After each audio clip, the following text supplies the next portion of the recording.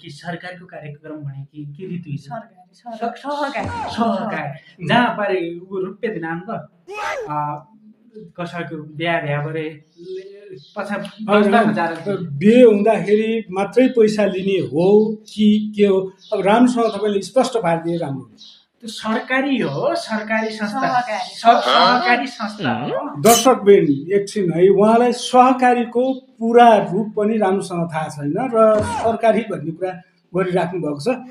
सहकारी भन्नुभयो है? सहकारी हम रुपियाँ भर्दौँ भयो, महिना 100 रुपियाँ भर्दौँ। केका लागि पैसा भर्नुहुन्छ? मुमा जम्मा गर्दौँ को पछि हामीलाई जो चाहिँ नपट्टि पल्लीमा गद्यालय नै हो यार, पल्लीमा नै हो गद्या रुपियाँ बैठे तुई जाल भन्नु तल्ला घर दिदले भद्दा छि कुन बन पुइ भर्दो सबै भन्नु पर्छ क्या मैले भर्दाम त्यो अध्यक्ष अब अध्यक्ष नि ल हो गर्ला त्यो अध्यक्ष नि ल भरु निको हुन्छ अध्यक्ष नि भन्नु पर्छ सबै मै बैठे आइला कति जना आज उनलाई सबै बोलाएर अनि सहकारीले गाउँमा के काम गरिरहेको छ र कस्तो कामहरु गरिरहेको छ भन्ने कुरामा केही जानकारी छ हजुरलाई? उनसे काम त के नै गर्दो गरौँ छ अब शेर त अब रुपियाँ दिने भयो हो जसरी हमारा ब्याह है भयो कसैको रुपियाँ नै को विदेश अजन नरेके भए अब के औतिर काम ऋण सिन तितालाई ऋण तिर्दो हुँदो त नाइ दिने भेटी क्या बकरा पाल पैसा पाल भनेपछि आम मान्छेको जीवन उकास्नका लागि सहकारीले काम गर्छ भन्ने चाहिँ उहाँले बुझ्नु भएको रहेछ है। हजुर हम उसाएका उहाँको यहाँ उनले मान्छे बोलाएर राइट गरे तब हामीलाई सब यदि तुइजालाई उसाएका गर्छ ड्राइभर सब हामीलाई निको गरे।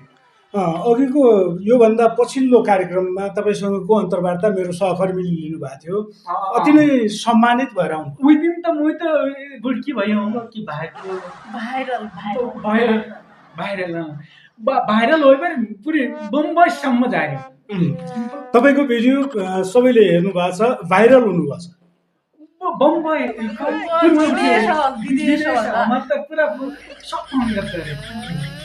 भनेपछि एकदमै भाइरल हुनुभएको छ उहाँलाई चाहिँ एकदमै खुसी लागेको छ।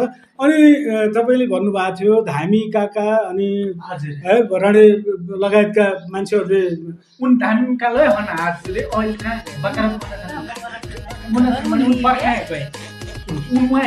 भनेपछि उहाँ सँगसँगै हुनुहुन्थ्यो। अनि धामी काकाले जे भन्नुहुन्छ त्यही मात्रै तपाईँले गर्नुहुन्छ? धामी काका